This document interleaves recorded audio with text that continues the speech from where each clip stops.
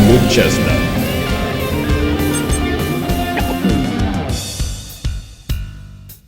Welcome to the Run With Chestnut Podcast. This is episode number 19. I'm joined today by my two best buddies of the world and under the world. Maybe not. I don't think we need any more introductions. Hello. Yes. What's up, guys? Hello. Hi. Today, we have two interesting topics lined up. This actually was sparked with a conversation we had a day or two ago. Simon logged on. We were talking to him. He sounded a little down. So we were like, what's up, buddy? And Simon told us, and I feel like we should talk about it today. But before that, we're going to talk about this other thing that Melissa came on we all recently. Have issues. We all have issues, apparently. This is going to be an issue-resolving situation where we talk about creativity, how we get let me actually talk about the name, right? How to spark creativity, motivation, and inspiration. That'll be the first one, right? What if you're trying to do something artistic or even in business, anything else, and you just don't have the motivation to do it? How do you get it, right? And the second thing we're going to talk about is how do we deal with loved ones or people in our lives that don't agree or don't see eye to eye with a new lifestyle. Say like we decide to get healthy. Healthily and creatively. Say like we decide all of a sudden, hey, like I want to prioritize health a little more, longevity. I want to be a little more productive. Maybe I'm doing a career change, something like that. And someone that we've been with for a very long time, maybe they don't see eye to eye with that. Maybe they feel a little insecure themselves. Who knows? How do we deal with that other person in our life that doesn't necessarily agree with or is not necessarily on board? Yes. Yeah, with our new direction, especially if that new direction is a healthier and better direction for us. Anyway, first we're going to start with this little discussion on creativity. Melissa, I want to kick it off. So, give us a little backstory. Yeah, tell us how this all came about. I consider myself a somewhat creative type. Now, I say this because I think of myself as someone who can draw, but I don't necessarily always think that that's a creative thing. And I do watch a lot of, videos on creativity and read and whatever. I'm involved. But then I open my app. I've made my dreams of getting the devices I want, the apps I want, all of the tools that I was thinking would make my creativity flow so much easier. And it's like, of course. But then there's an empty canvas. What to do? Day after day. What to do?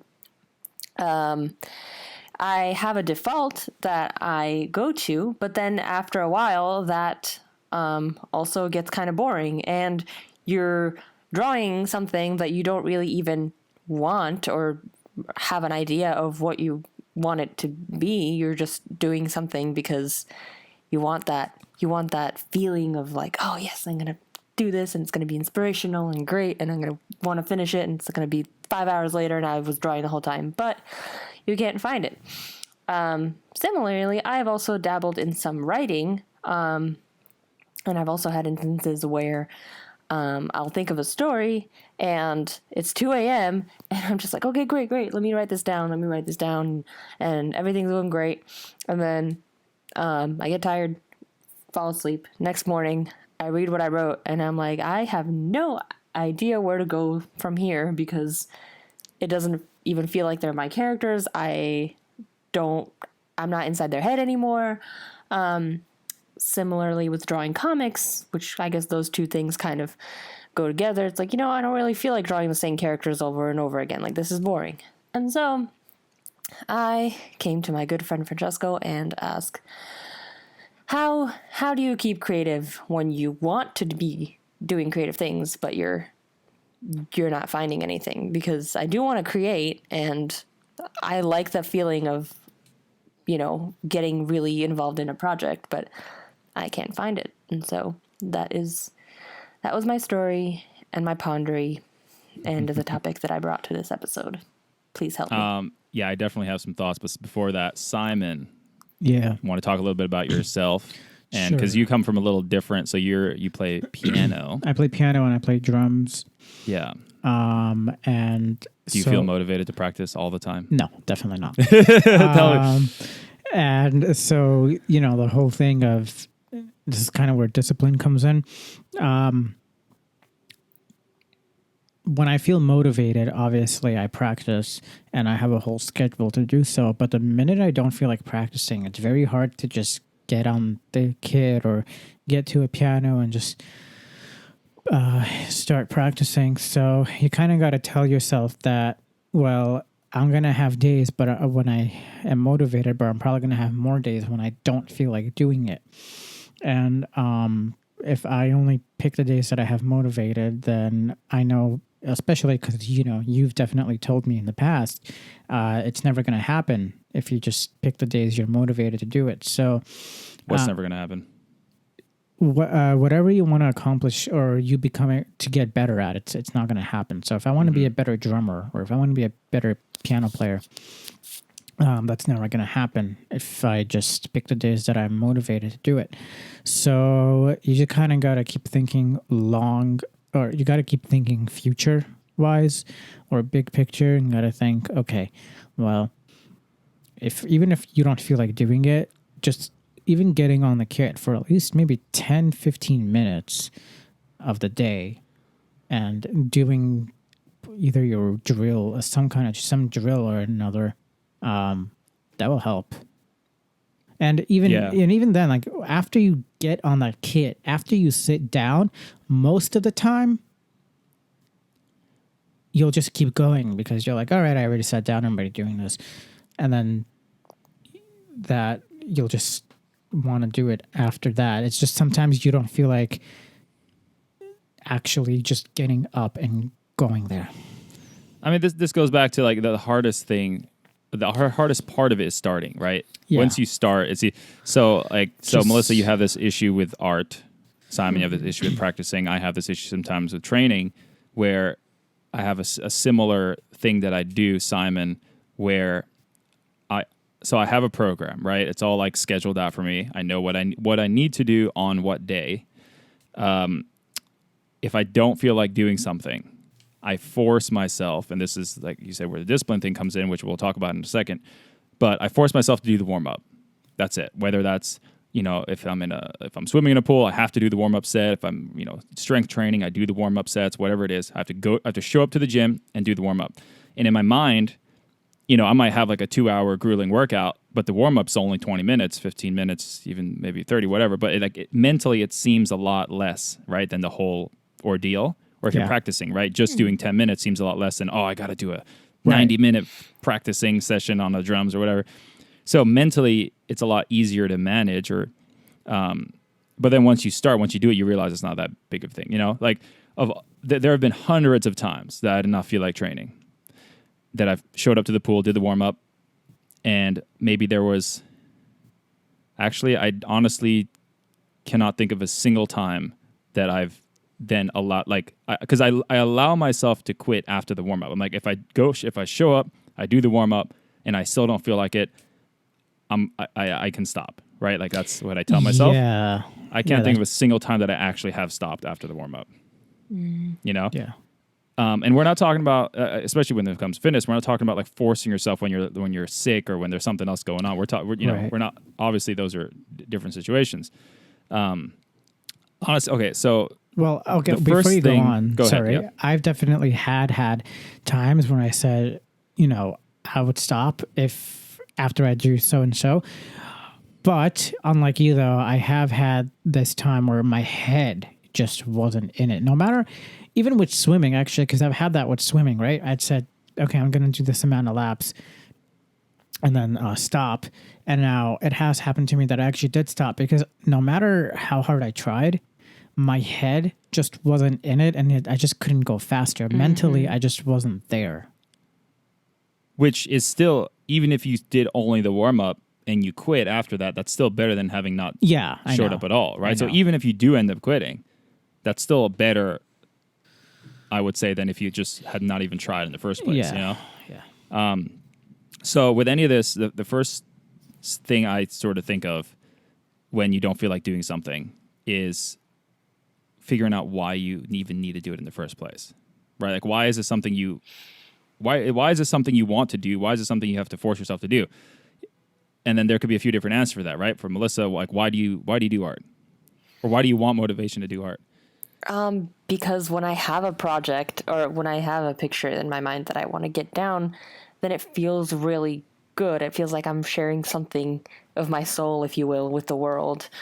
And sometimes it feels like there's a feeling, but there's nothing that nothing concrete that I can think of that'll convey the feeling. So you would say art is it's a very strong, it's part of who you are. Yes. Okay. Simon, why do you do music? Why do you want to do piano and drums? Why do you have to practice? I guess is a better question. Because there are things that I would like to play that I currently cannot play, and I want to get to that level. Why? Because I really enjoy the music. It's very therapeutic for me, very relaxing, and so it also feels like a great accomplishment and reward to do something that you work hard to do and get there. That's fair. And I'll also add for the listeners that it is also technically part of your profession. Oh, yes. Which is honestly, the fact that you like it, the fact that the reason, the fact that came before you saying that was your profession is probably a good sign, right? Mm-hmm. If your first answer is, I have to practice because I have to, because it's part of my job, that might not be it.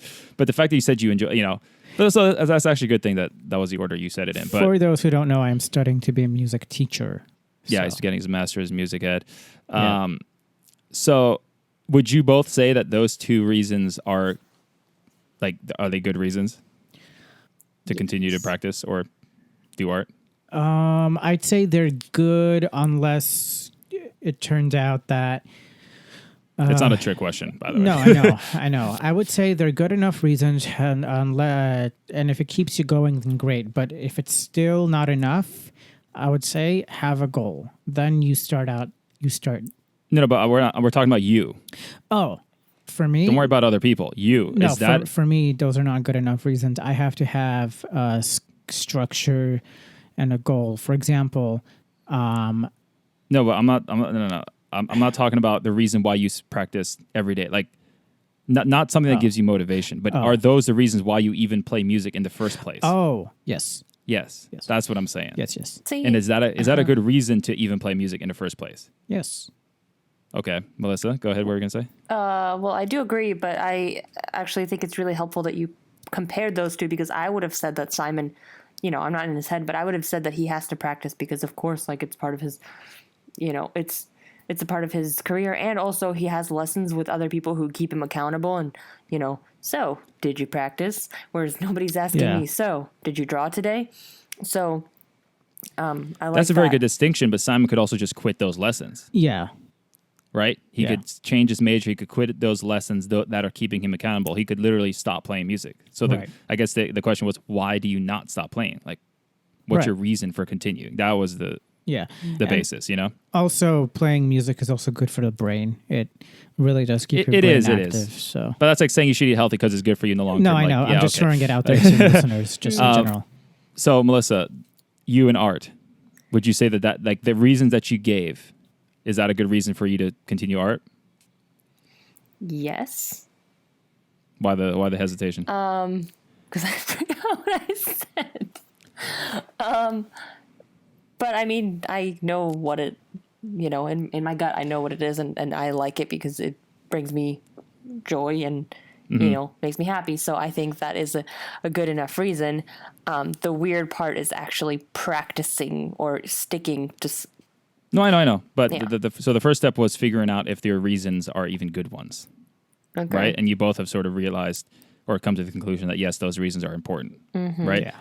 If I don't know, I'm totally pulling something out of thin air, but like Simon, if your reason for practicing music was, I want to learn how to drum really quickly so that I can, once a year at this Christmas party, I can show off to my extended family, or I don't know, something. If that was your entire reason, that I would say is a weaker reason than the one you gave, right? So first, I would say figure out whatever it is that you want to get motivation for, or inspiration, it's got to be more personal to you, I would say. Just stronger.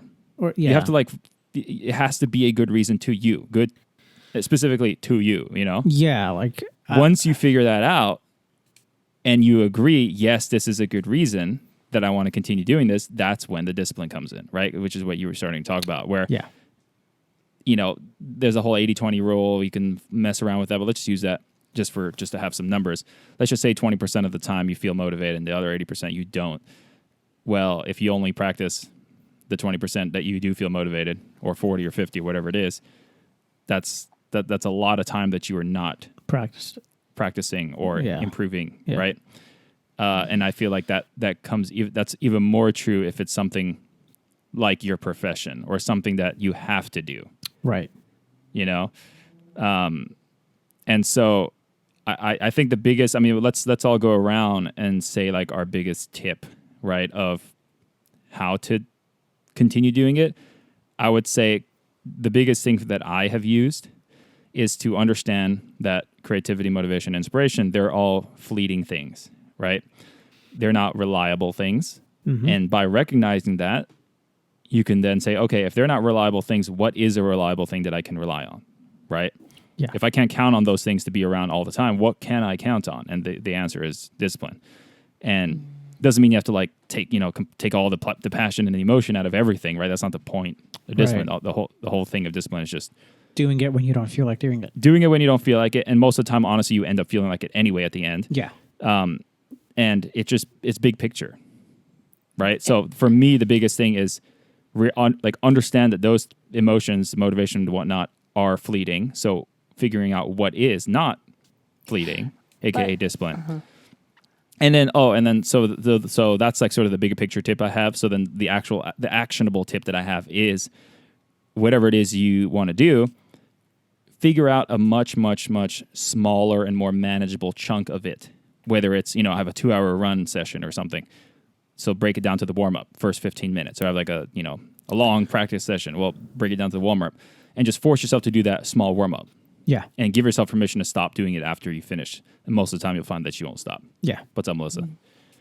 I forgot again. You were going to say something? I think it was something along the lines of that works, I think, a lot better. Or I personally can see the reason in that a lot more if I have a clear goal. I don't know that with a lot of my art, a lot of the time I have a goal. It's just...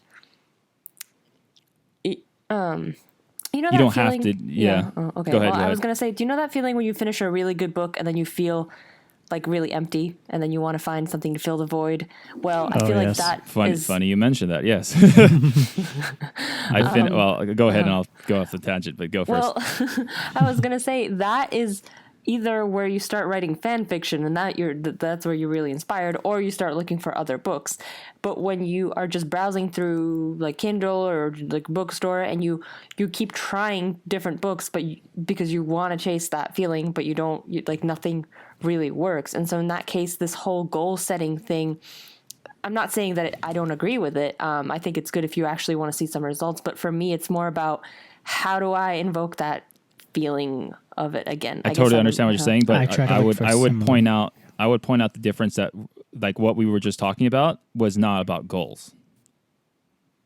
I didn't tell Simon what's your goal for doing music. It was why do you even do it? Like, what's your whole reason? Do you even enjoy it? Do you love doing it? His whole reason could be I love it. You know what I mean? Right. Like that's not a goal, but that's a reason. So that's what I was looking for, not necessarily a goal. But it seems weird to put structure or like to make yourself do something for something as vague as loving it or just wanting the feeling of. Well, because you need the why to do the structure, right? Those aren't necessarily the same thing, but you need one to sort of support the other.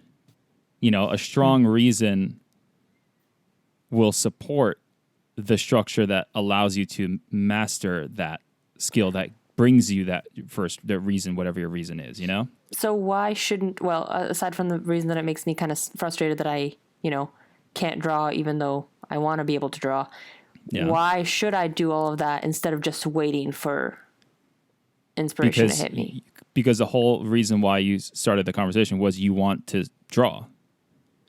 right? Like when we first started Yeah. talking about, like when you called, you were like, I wish I could draw right now, but I just can't think of anything to draw. So what I just said, why don't you just draw, even if it's bad? Just commit to like even 5 minutes of drawing every day, and So what does that get me? it gets you more of those successful drawing experiences. That is the reason why you draw, or that is the reason why you said you draw in the first place. Wouldn't say I draw for 10 days and I have 3 good drawings and like 7 bad ones. Wouldn't those 3 good drawings have been like, wouldn't I have wanted to do them even if I hadn't done the 7 other ones? Not necessarily, because you might not have felt motivated to even start in the first place. But if starting is already a given, like that's not even part of your decision making, if you're already like, you are going to start, period, then you're not, like that's one less factor that is getting in the way of you having successful drawing I did times. do the Inktober challenge, which is 30, how many days are in October? 31? 30? Days of ink challenge, and they give you a word for each day, and you need to just draw whatever you think of, and doesn't have to be good, which I think that's what they were trying to do, is get people to just pick up their tools and start drawing. Right. But I honestly didn't feel like anything's changed, and I would think after a month you would. I mean, there was also school and stuff going on, but I honestly I did every day. I know some people who didn't, but I stuck to it. I did every day, but I really didn't feel any more changed at the end of it as opposed to the beginning. Did you, I felt like first of all, what did you do every day? Like how much drawing? Did you like force yourself to do at least 5 minutes, or like how did you do that? I just forced myself to complete the prompt. So I would think of like, they would give me a word like ash or snow or something, and I would have to think. The first part of it was thinking of like an actual prompt. Some people maybe don't do it. Maybe they're more random about it, but I would think of like a scene or something, and then I would just draw that. And I had drawings that were very simple that maybe, yes, they did take me like 5 to 10 minutes to do. And then I've had others that I've spent hours. Well, maybe not. Well, few with hours. And I think those were the ones that I actually enjoyed. And then a lot of them would have been like 20 minutes to like 40. So I don't know. all those ones that you enjoyed, if you hadn't been doing this Ink October thing, would you still have done them? You mean would I have chosen to do them, or would I have had the chance? Which, no, I wouldn't have had the chance to do them because I wouldn't have had the prompts, but maybe I would have drawn something else. Would you have drawn something else that is equally as good and as many that you did in October? I don't know. And obviously if I we're can know predicting because we that. have no idea. Well, yeah, I feel like Did you do more drawing in the month of October, successful drawings, than you do on like average months? Huh. Okay, yes. So isn't that worth it on its own? The fact that you had more successes that month. You also had more failures, I'm sure, but you also had more successes than you do on average, which is sort of the point, right? So is this not something that's supposed to, I don't know what the right word is, get easier over time? It's just that's just what the process is? Because I was expecting after 30 days, that I would be a little more eager to just pick up and start, which wasn't the case. No, because then again, you're trying to revert back to motivation, right? This is not about making motivation more permanent, right? It's just more about making the action of starting a habit, so that that's not even a decision you have to make, and then hopefully just increasing the number of positive days over negative days, right? Okay. Like in my example with working out, there are always days that I don't feel like working out today, even like today. And I've been working out for a while, right? And there will always continue to be days, but the energy that it takes me to, again, like just show up and just start and just do it is a lot less now than it was years ago, because it's just a habit now. Like it's not even a question that I won't even start, And second, because of all those consistent days that I force myself to do, I'm a much stronger athlete now than I was years ago. And I'm a much stronger athlete now than I would be today if I had allowed myself to not even start on all the days I didn't feel like working out, Gotcha. And what would you say about expanding? Like, so I'm always kind of sort of curious to expand mediums or styles, but since it's so hard for me to sometimes even just get started with the stuff I am comfortable with, then doing things that I'm not comfortable with is like even more daunting. And plus I don't see colors, so it's so easier for me to say, I want to do like a more realistic or like a nature type scene, but there's a lot of colors in nature, and I am someone, other people would say, oh, it's fine, like just do your own colors, but that's not something that I want. Right, you want it to be correct. Even if it's stylized, I want it to be clear what it was supposed to be. Yeah. I mean, I don't see the difference. It's something else artistic. I would just do, But doesn't that make it double, like even more daunting than if I was just to say, okay, I'll draw what I'm, like, I don't feel like drawing anyway, but at least I'll draw what I'm comfortable with. Yes, but if something we want to do is expand mediums, then again, you're not promising yourself excellence. You're promising that you'll start. So It doesn't matter how good or bad it is. The point is just doing it. The point is just starting. Fair point. And I did ask you, I don't know if, Simon, is there anything that you want to add? I feel like I've been dominating the conversation. Are you good? Yeah, I'm good. Okay. And I know we've also talked a little bit about the writing, which I touched on too. And then you say that having an outline helps, right? Yes, but what if you don't have the whole story?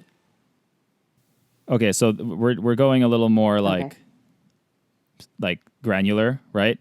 But no, actually, this is good because we can broaden it out. Whereas the deed that you want to do, whether it's writing a novel or doing a 90-minute piano practicing or a 2-hour workout, knowing what you're going to do removes the extra it removes one layer of resistance against starting. Yeah. Right. So I've learned from very early on that I have to know what my workout is before I show up. Yeah. Because if I'm there sitting on the end of the lane or on a bike, whatever, and I'm still thinking, what should I do today? Like it's never going to end well. Yeah. I know the feeling. It's actually bringing me back to my paper. Anyway. Yeah, exactly. Yeah, because I've been struggling with this paper I'm writing, and to this day I still don't know what I'm going to do with it because it's a new topic for me, and outlining a new topic is pretty difficult. So the paper still hasn't been read. Each field has like their own way to outline, right? Yeah, like when a professor would ask me to write a music paper in the very beginning when I was a freshman or like my first year or two, it was kind of hard. But then I've gotten used to it, and then so like. My last year it was really easy to just write a paper, and the year before because I've gotten used to music. But then this is a whole different topic, and I don't really know what I'm doing. See, I would argue that outlines make it a lot easier. It does because because you're basically and whatever subject you're writing about, whether it's even nonfiction or fiction, an outline is just creating a roadmap, right? But yeah, what if and because the outline is where you're stuck though. Yeah, and that's where I'm stuck because well, then you're not stuck writing. Well, yeah, and because I haven't written that outline because I don't know what I'm doing. That's why this paper hasn't been written yet. Yeah, and I would start with different. Like an outline does not have to be a fixed thing, right? I would start with a super strategic outline. Say you're like outlining the first Harry Potter book. Yeah. The first outline could literally be like a paragraph long. There's a boy. He figures out he's a wizard. He goes to a school with magic students. Further along in the school year, he, discovers a underground thing and has to defeat the, Lord Voldemort and save the world and stop him from coming back to life. Like that could, whatever. It's like, but that could literally be the first outline and it's like 4 sentences. Okay. That's actually a good one. Thank you. Yeah, and then you break that down into maybe like 4 separate parts of the books. Like part 1, he discovers his wizard. Part 2, he like gets to know Hogwarts. Part 3, it introduces the challenge or whatever. And then part 4, he faces Voldemort. And then you split those 4 parts into like 5. Each part becomes 5 subsections. Okay, so you're making a tree. Yeah, exactly. Like an upside down tree or like a root system. Okay. But that's basically what an outline's supposed to be. And if you don't even know how you want your story to end, how do you expect to like write it, right? So that's always been my idea with outlines. And again, it could be actually writing, and could be practicing, and A could even be working sketch. out, right? If I don't know what I'm even training for, how am I supposed to figure out what I should be doing right now? Right? Like, am I training for a marathon? Am I training for a 1 mile time trial? Like, it's, there are things. Yeah. So like that. figuring out the big picture, aka, or potentially it could go back to the whole reasoning situation that we were We discussing love earlier. big picture, right, Simon? Yeah. Big picture, and then just zoom in and in and in. That is what I would do. Cool. Cool. Yeah. Awesome. And now That let's was use all of these skills yes. to something practical. Exactly. Sort of. So that was Melissa's big issue. Let's pivot over to Simon's issue now. Yes. Simon, what's wrong with you, buddy? Wow. What is your issue? Well, okay, let's see. Well, as an issue. And let me preface that. Let me just title this section, because we'll probably split this up. Yeah. We're basically talking about how to deal with loved ones, and we say loved ones could be people close to us, friends, family, but basically how to deal with them, or how to deal with the people who oppose our new lifestyle or a new lifestyle, whether it's, hey, we decided we want to be a little healthier. Maybe we're diagnosed with a disease. We're like, oh my God, if we don't get healthy, we're going to die. Or we just realize like, maybe there's a better way to go through life. Or maybe we have like a career change. Maybe we want to move up in the world and, whatever. Right. Something that causes us to need to change our lifestyle slightly. And I will also say people that we have been around, people that we build relationships with, right? We get to know a version of who they are. And then if they decide to change that version, if the thing that you like about the person is the version of who they are that they showed you and not them as a person themselves, then you're obviously going to need to get to know a different version, right? Yeah. Which is why there's a statistic that a lot of people, say like they're a couple, they're married or they've been together, they're dating, and if one of the people in that couple decides to all of a sudden change their lifestyle, right? Go to the gym, get fit, eat healthier, the likelihood of that relationship ending, whether it's marriage or just dating, the likelihood of it ending is extremely high. I don't remember the statistic, but it's above 60-70%. Yeah. And we're not talking about that necessarily with Simon, but it's just how to deal with people around you. Right. And this doesn't have to be people that you're necessarily close to, but also people that you're stuck with.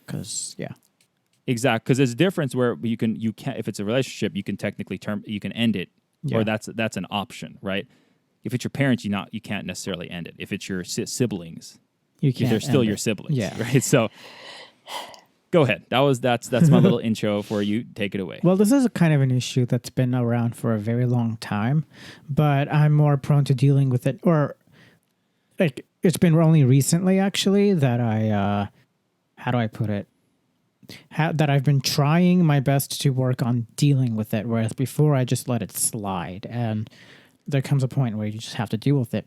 Anyway. So pause for a second. Can you explain what you mean by let it slide and explain what you mean by deal with it? Okay, so it might help, just a total suggestion, if you like give an example and then maybe say how you would deal with it if you were going to let it slide. Yeah. And, this might also confuse people because I think I mentioned this to you and you said no, there's a difference between, but I'll explain it.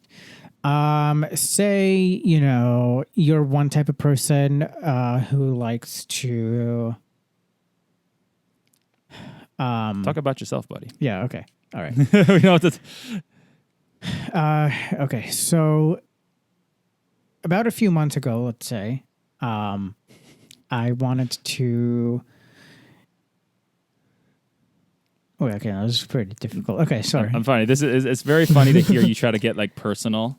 Yeah, because you're trying to like. I hear the gears in your head trying to figure out how to say it. Talking about our feelings, guys. Talking about our feelings, buddy. Okay, someone in your life and you. Yes, someone in my life and me. Go. So, say I want to do something like either go for a run or or say there are commitments that they think I should have, but I don't want to because I've committed to doing something else.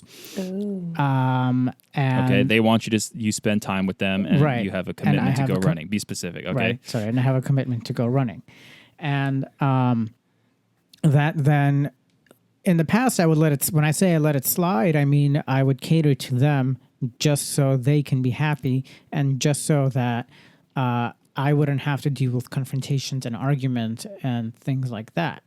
Yeah. You didn't want to rock the boat. I didn't want to rock the boat, and I also just didn't want to. But also by doing that, I kind of let myself be pushed around in terms of only doing what they want. And now recently, I've been trying to deal with it, and by trying to deal with it, quote what Francesco just said, I kind of rocked the boat. So, what happened? Yeah, you splashed those waves. Yeah. No, go ahead. What happened a few days ago, and so what happened a few days ago is that this person would constantly badger me with questions that I just don't have time for and don't have, I just don't feel like answering because they're not questions that should be a sole motivation for doing things. And what I mean by that is I'm doing something. I don't know if you want to. I mean, I feel like we can talk about a very, very common thing that people can relate to is, financial, right? Financial, yes. Like, are you making money? How much money are you making, Yeah, and all that. And, when you do something financial, yes, you should be thinking about that because that's always going to be important, but it shouldn't be the only reason, and you shouldn't only think about that. I'm sorry, I should say you career-wise. Career-wise. Right. And this person, all that person has on their mind is, oh, are you going to make money? Are you going to do this? Are you going to do that? Instead of just saying, oh, that's really cool, let me know how that goes. If it doesn't work out, it's okay.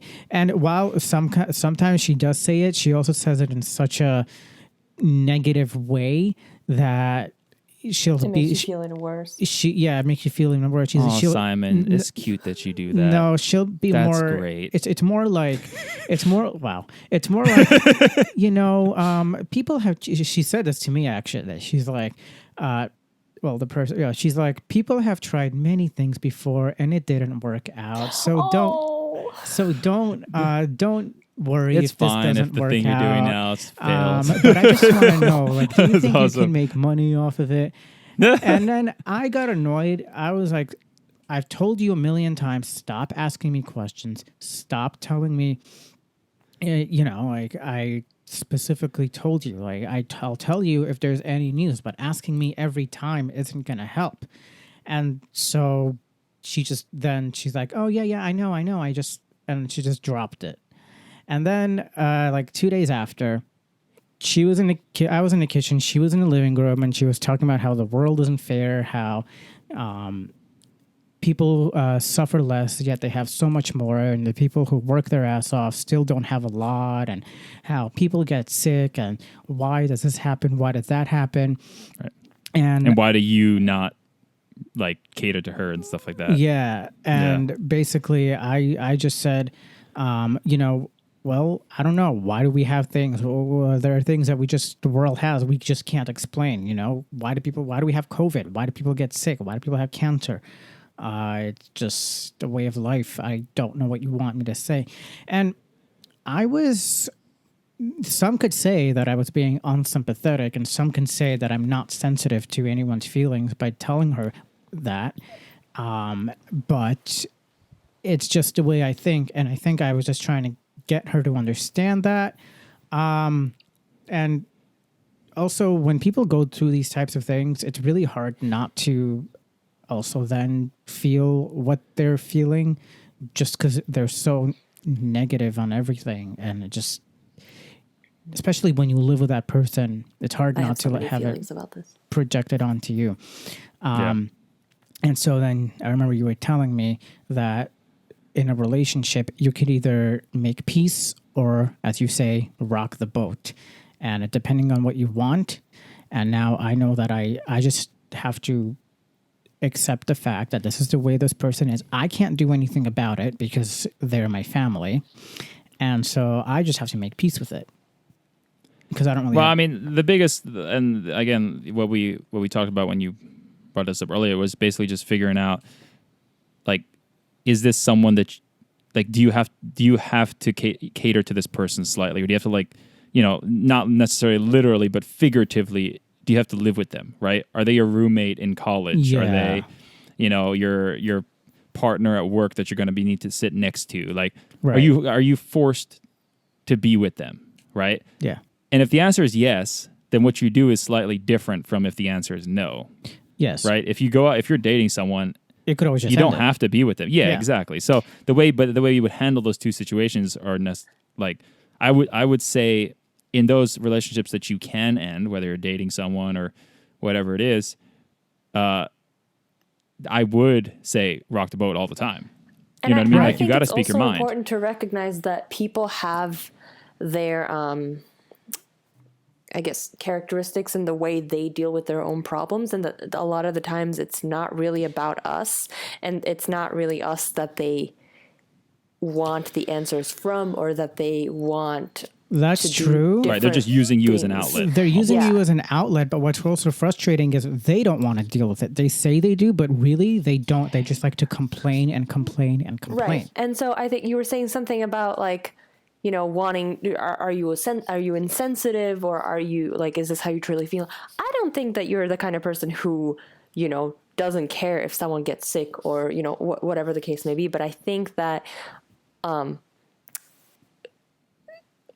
you on some level recognize that it's not really It's not something you can that control. this person. Or Well, yes, but it doesn't, like, if I came to you and, like, Simon, like, I don't know, my so-and-so got cancer, and I'm, like, really sad about it, and this just happened, and I'm, like, so distressed, I don't think you'd be like, oh, Simon I'm would sorry. be like, suck it up, buttercup. Yeah. You know, I think that, I think on some level you're recognizing that it's not really within your power, how do I articulate, you know, that it's not really in your power, and that this person is not really asking you for help. So, which, like what we said, you're just an outlet. And so I think that also changes how you see the situation, because I think it's very obvious to see when somebody really cares, or somebody's really asking for your help, and when they're not. I think it's obvious to see, but it's not obvious to recognize in a way. I think it's a lot of times subconscious, where you're like, oh, you know, and that determines how you react, because I do think that you would be caring if you actually got the memo that this is something that you needed to put in some sympathy right. in. Well, I'll tell you this: what happened. So something happened to this person. Let's just say this person got sick, but person's better now, and yet people who are better, they still go, okay, why did this happen to me? Why this? Why that? And also, there are people that like that. There are people that like it when other people worry or feel sorry for them. Yeah. Because they feel like attention and they feel wanted, right? Yeah. Yeah. And it's like, you're But again, better. but this is all, I mean, we definitely keep talking about it, but this is all irrelevant to you. Right. This is like, you don't need to worry about any of that. Well, yeah, but then I think, okay, because I don't want to feel sorry for this person. Well, isn't that a way to identify whether you actually, if this is like your motivation for responding or not responding? Wouldn't that help you make the decision of, is this a relationship you want to keep or not? Because sometimes it's not as easy as, like, yes, I want to build a relationship with this person, or no, I don't. I think these are some of, you know, recognizing when they actually want you and when they're just, for lack of a better word, using you for their own frustration. I think that can help you determine, you know, if this is a relationship you want to keep. I think there's, pursuing. in any relationship, whether it's dating or friends or anything like that, there's a initial phase, let's call it like the courting phase, right? Or the dating phase, where you're figuring out, you're learning about this person, right? By saying what we have previously said, I don't want to get across with that. I don't want people to think that I'm all for not compromising and not talking about things and not debating things. I'm 100% for that, right? But you have to enter into those, like the getting to know them phase with, you know, like, speak your mind, try to see their perspective, compromise, you know, do all those things that are awesome, right? Mm-hmm. But you can only do that for so long until you have to make the decision or like realize, is this person willing to meet me halfway, or are they only going to see it their way and not see it any other person's way? You know, like, are they Right. open-minded? Yeah. And if the answer is no, they're not open-minded, they're not willing to enter into, you know, constructive debate and things with me. Well, then that's when you have to make the decision of, okay, do I have to cater to this person and just keep the peace, or do I rock the boat? And if they continue to do that, then just cut ties. And Right. Because you know. every relationship should be give and take, right? So, Right. So you don't even have to make the decision of, do I need to cut ties or rock the boat, or you know, keep things cool if they are willing to meet you halfway. Because obviously that's ideal, right? Ideally, Right. they'll see you, they'll like, whatever. Even if you guys don't agree on everything, ideally you'll still have debates and discussions, and you'll compromise and do all that stuff. And, you know. But now let's also say that keeping peace, I guess, doesn't mean that you're also going to let them push you around. Well, okay, that's perfect. So let's get into that subject. So let's assume that, you know, whether you've known this person for, you know, a couple months, or like they're a new college roommate, or you've known them for years, let's assume that you got to the point where it's like, all right, you realize they're going to do what they do. They're not open-minded to any other perspective. Now you have to make the decision, right? Do you rock the boat, Right. or cater to them? And if you're forced to be around them, if you cannot just dump them, if you're not just dating them, then you have to sort of cater, right? So let's figure out, like, what does that mean to sort of keep the peace without necessarily letting them walk all over you, Yeah. right? Do you have any thoughts on that, Simon? I'm still trying to figure it out. So as I go. Well, I'll say a thing, and then maybe Melissa, you have an idea. I think you have to. So you can be friends with someone. I'm trying to like figure out two different words. I think you can be friendly with someone, or I should say you don't necessarily need to be friendly with someone to be acquaintances, right? To be family, to be loved ones. I don't know. I feel like if your priority is not to build a relationship, if your priority is to just keep the peace, then you have to sacrifice the relationship that you want to build in order to keep the peace, right? So I don't know if you know, my roommate from college, let's say, if you know, they bring in, I don't know, if they do something that bugs me, if I want to build a relationship, I'm trying to think of an example. I don't know, if they play like really loud music, let's say. If I want to build a relationship, my reaction would be different what am I trying to say? It would be different from if I just wanted to keep the peace. If I didn't really like them, but it's like, okay, I got to live with this person for another 5 months. Like, sigh, you know what I mean? Melissa, any thoughts? I think I was going to go more specific, if that's okay. Go ahead. Go. So in my household, I view myself as the most organized, compartmentalizing person. Like, for me, everything has to have a structure, an order, a place, whatever.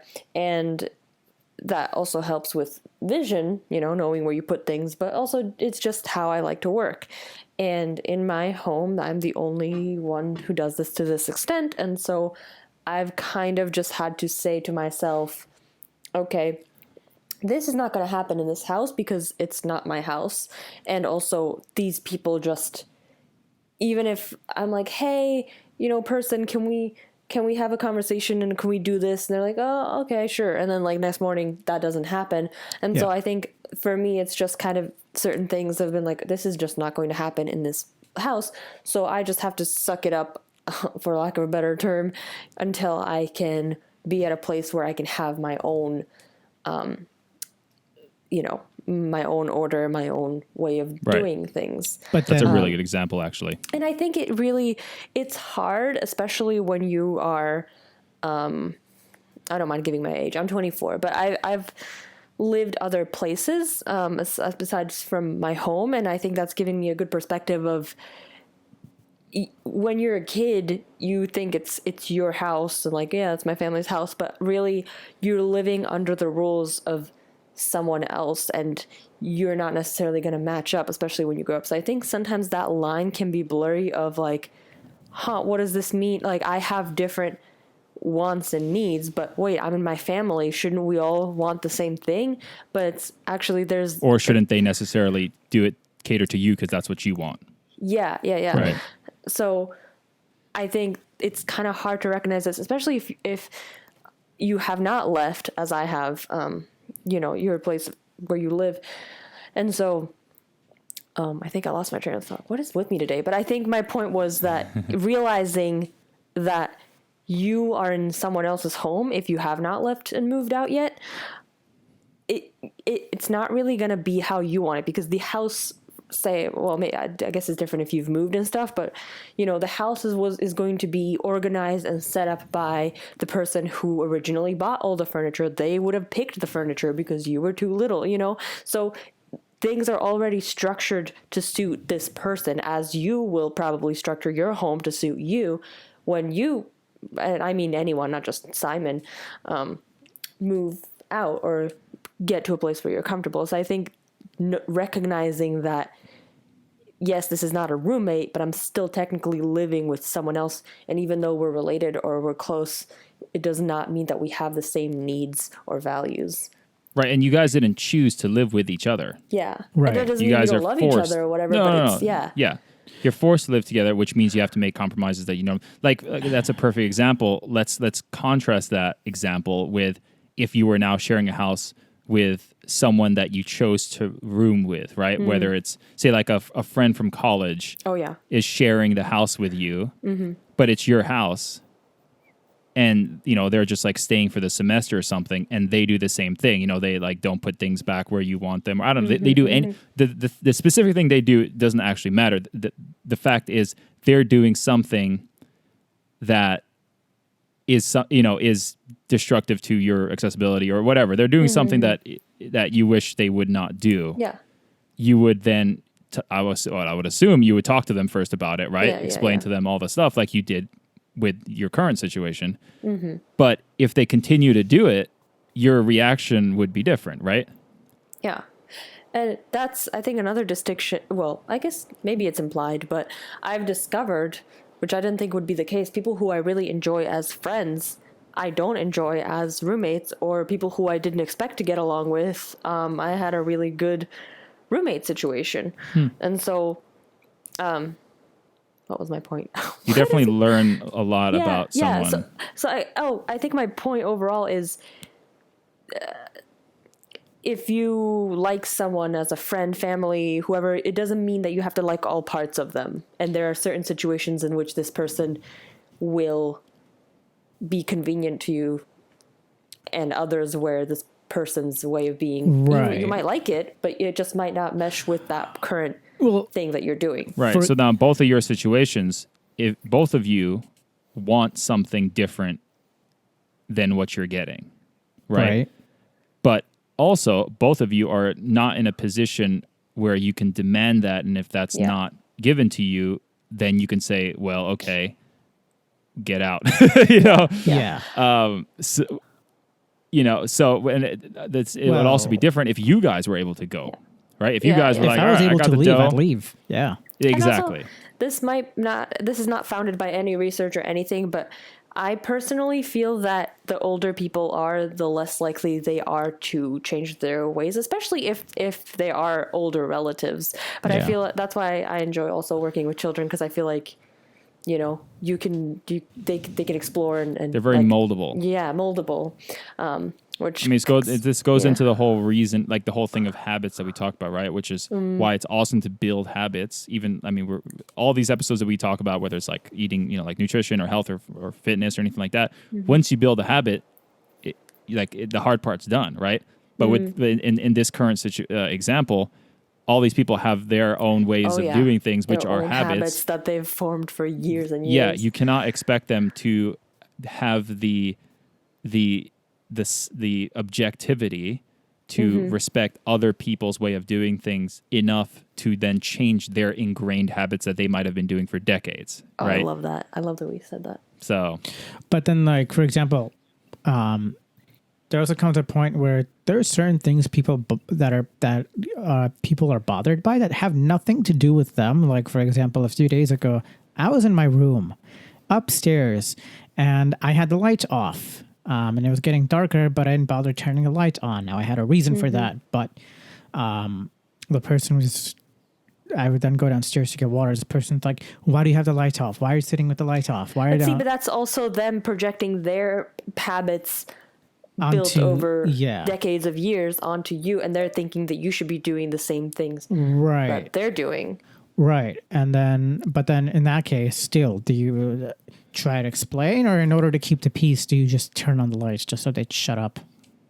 But yeah, that's a you decision. But what I would say is, don't engage. Meaning, don't get into a whole explanation of why you do it, because then that's taking away from your own energy and your own effort. Right. The whole point is trying to keep the peace, but also not trying to commit a ton of mental energy into it, right? So I would, for Simon and maybe anyone else, I just want to acknowledge that is really hard to do. And I've had situations where not recognize that you are engaging, because I've had another situation with other people that I would be talking to and everything would be great. And all of a sudden things turn in a direction where they're arguing something against me that I don't even want to be arguing. And we've talked about this too. And it's like, just don't engage. But sometimes it's really hard to even know what constitutes as engaging. But then go on. Well, I just want to say being conscious of it is the first step, which is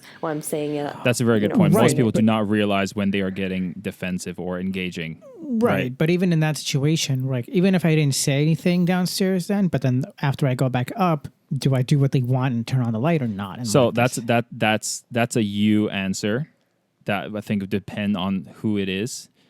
What I would say is there are multiple correct answers, right? You can either just say, okay, and then go up and not turn it on. You can say, okay, go up and turn it on. You can tell them to go turn it on. Like there's simple and things that does not take a lot out of your brain, right? See, what I would getting into a discussion about it is taken out of your brain. That's what I would not do. Right. But whether you turn it on or off. Said is because I like it and tried to move on. But I think you would say that is also defending. I did say that, but yeah.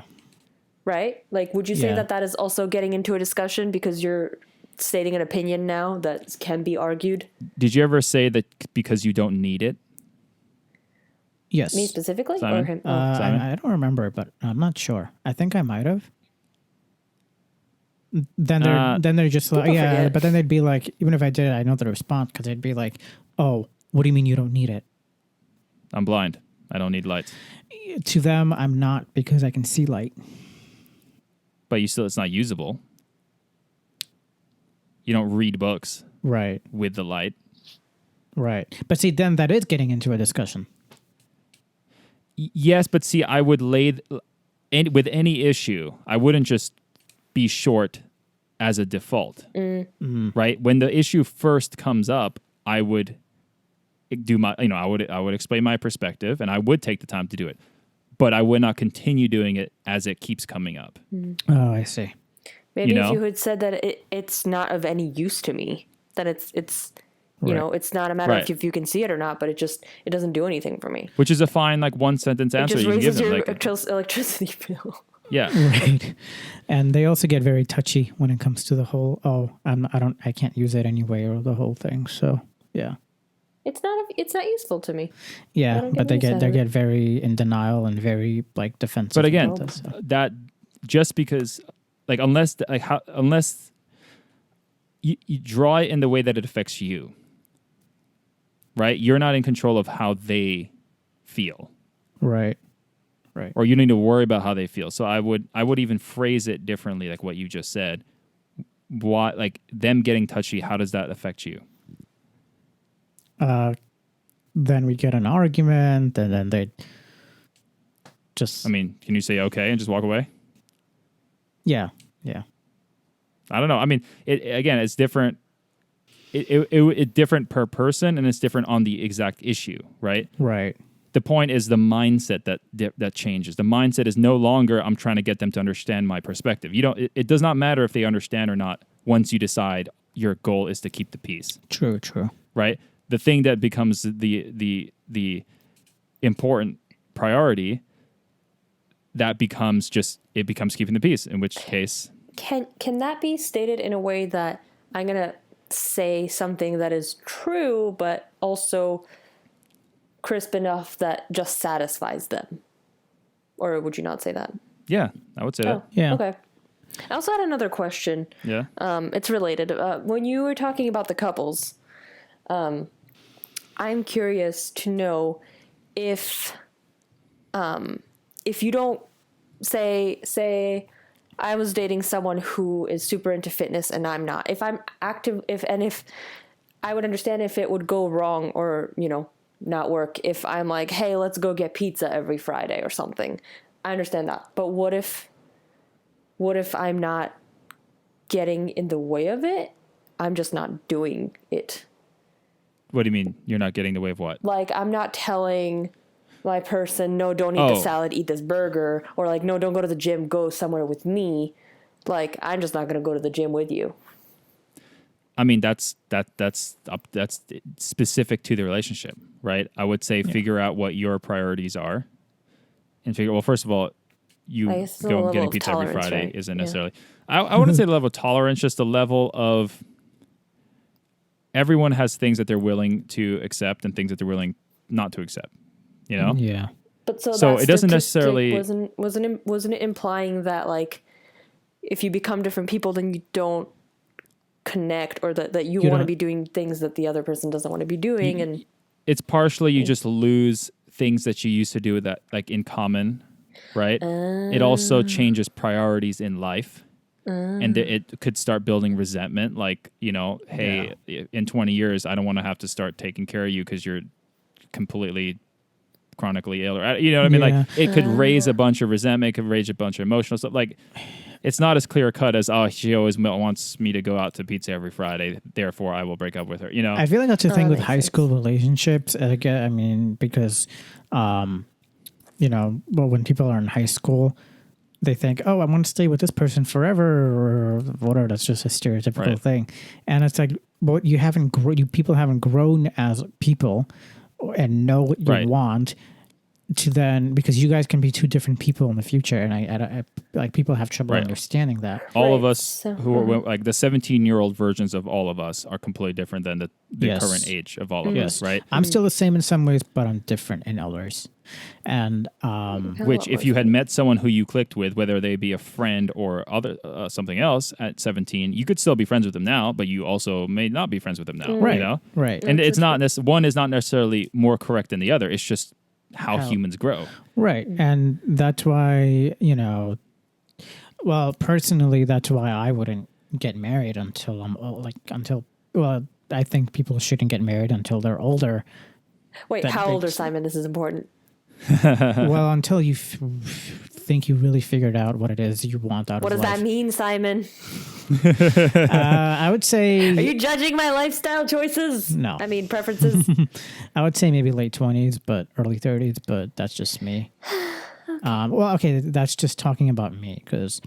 but I don't know if... Yeah, no, see, I would argue that there are a lot of people in their late 20s, early 30s that are as clueless as people in their teens. Oh. Yeah.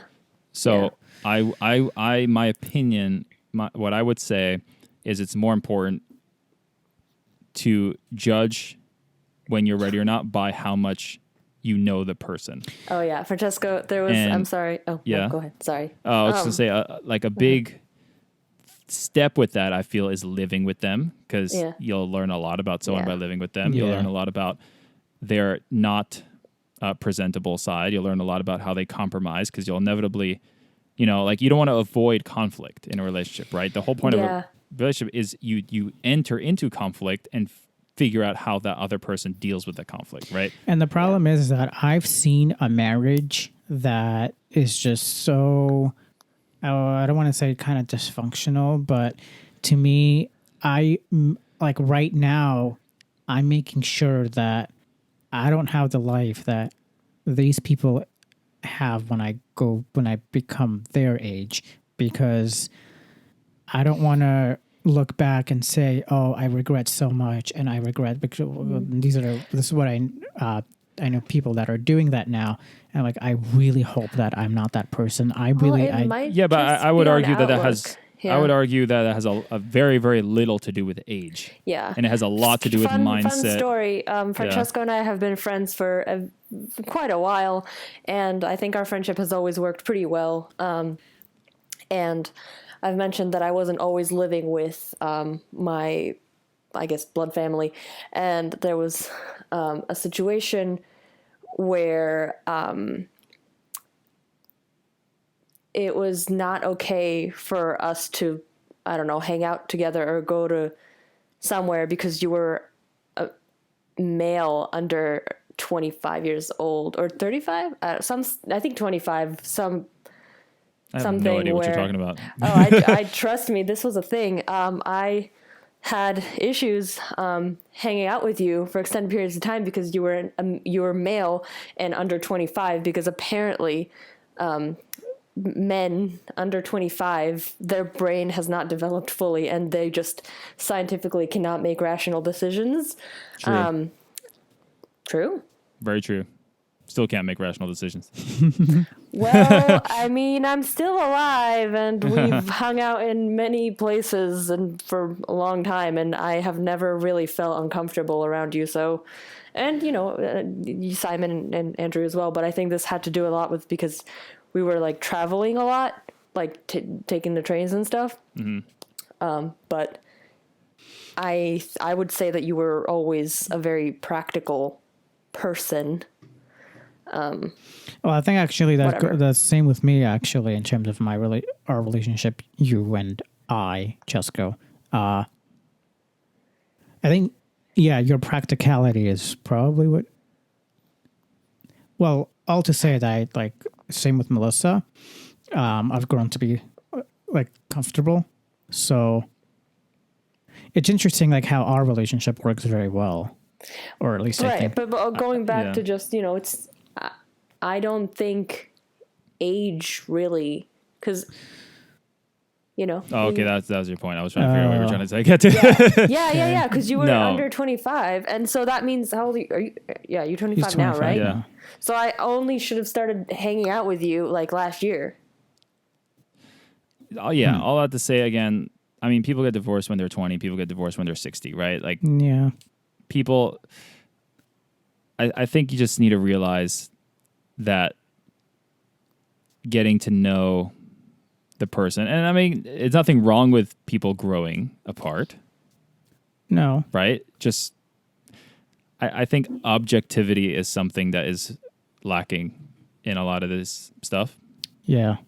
But anyway, I mean, yeah, that makes sense.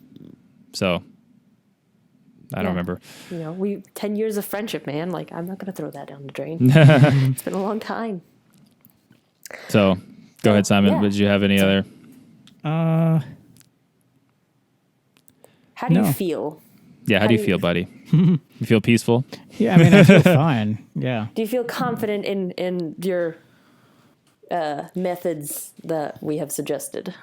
Yeah, I do. I do. I just basically, I'm just going to accept that this person is not going to change and I can't do anything about it. So I'm just going to. I just want to let you know that it is extremely hard to remember that in the moment.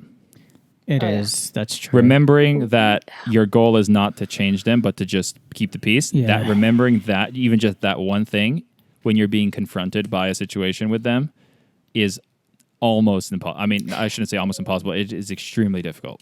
I've heard that if you make your password a phrase that you want to, like a chant, like, I don't know, I will not drink soda, then you're less likely to drink soda. I don't know if that's true, but feel free to use it. Mm. Maybe it'll help you.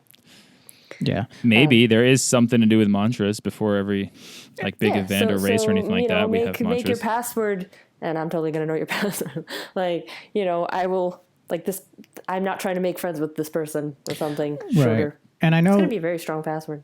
And I know, Francesco, we've talked about issues in the past where I would revolve my decisions or base my decisions on what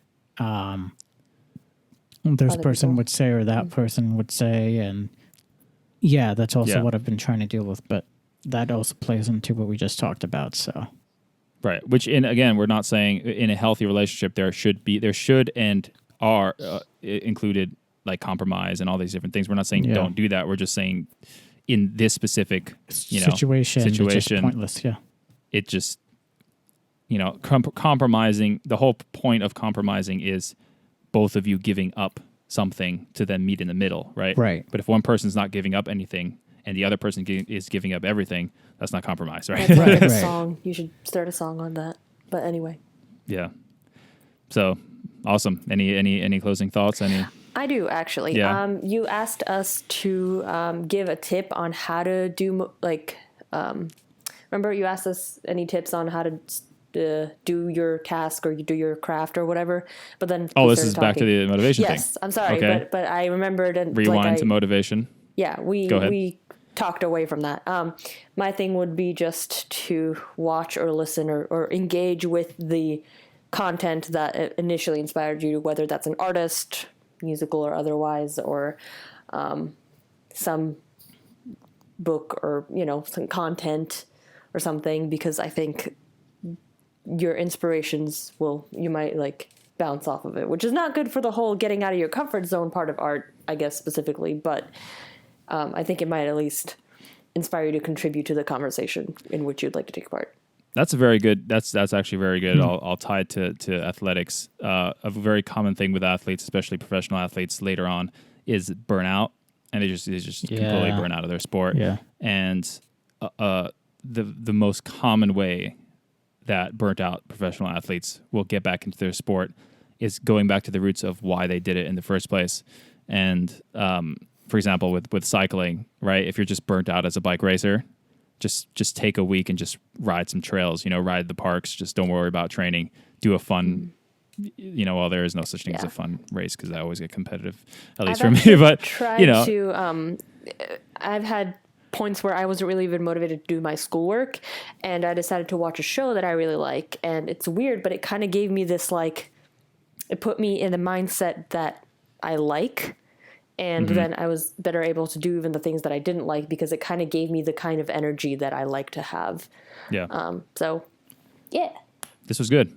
This was. Very good. Yes. Good stuff, guys. All right. So clearly this podcast not only discusses fitness and books and other things, we go deep sometimes. Yeah, we do. We go deep into the feelings. Yep. The emotional minefield. Yes. So if you would like some more of that, subscribe. Yep, and if you have issues or something that you would like us to discuss on the future podcast, hit us up. We are on all social media platforms, Twitter, Instagram, Facebook, at Run With Chestnut. And leave us a 5-star rating and review on wherever you get your podcasts. Yes, please. Yep. We should start doing review contests, but anyway, maybe. Anyway. Moving on. It's a good time, guys. This is episode 19. We're almost at 20. Yes. Whoa. We're almost at 20. Not yet. This is 19. Anyway, for Melissa from Montenegro, for Simon from Brooklyn, my name is Francesco, and see y'all later. See ya. Bye. Bye-bye.